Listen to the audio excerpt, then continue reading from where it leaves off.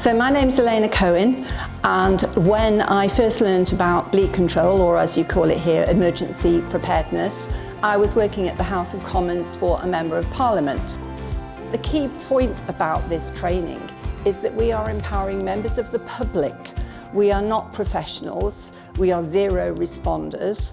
We are trained in the basics to stop the blood and give somebody a chance of life before the ambulance comes.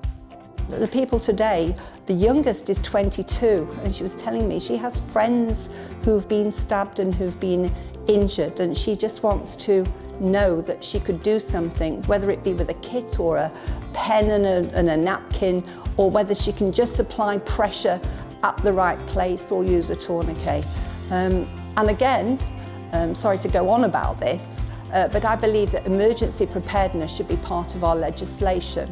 And if nothing else, I hope TyTek push that button with our parliamentarians that every office or premises where people are employed should have somebody trained in bleed control.